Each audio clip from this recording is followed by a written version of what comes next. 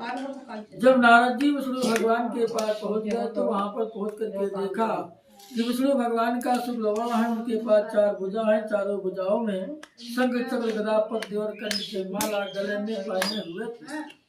ऐसा देख कर नारद जी विष्णु भगवान के पास पहुंच कर दंडवत प्रणाम नमस्कार किया। जब नमस्कार किया तो विष्णु भगवान अंतर्यामी, उनको पता चल गया कि नारद जी हमारे पास इसलिए आए हैं। लेकिन फिलहाल विष्णु भगवान ने नारद से कहा, है नारद आप मेरे पास क्यों आए हो, आपको आने का मतलब क्या है, मतलब बताइए। नारद जी ने कहा कि हे भगवान, हम आपके पास इसलिए आई है, यह समय हम मित्रलोक से घूम के आवत है और वह लोक में मैंने जाकर के देखा है कि जितना भी आदमी पैदा है सारे आदमी अपने किए हुए कर्मों के द्वारा अनेकों प्रकार के दुखों से दुखी हो रहे हैं। इसलिए हे भगवान, उन मनुष्यों के दुखों को दूर करे बोले कोई छोटा सा उपाय बताइए। ऐसी बात सुन के भगवान विष्णु ने कहा, हे नारद आप जाकर के प्रचार करो कि आदमी लोग सत्यनारायण भगवान के पूजा करेंगे।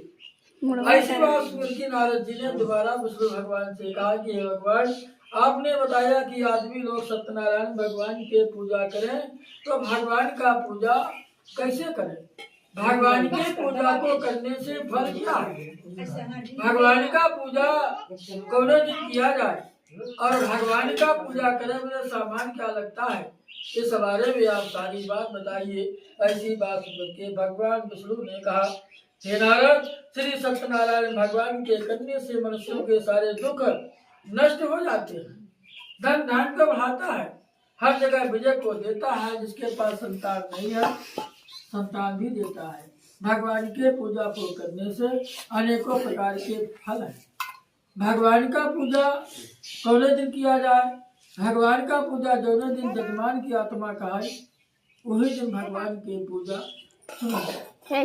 भगवान का पूजा करे हुए सामान केले का फल, चढ़ामित पजीरी बतासा मिठाई पूजन सामग्री ये सब सामान इकट्ठा करके भगवान के पूजा को सुनना चाहिए।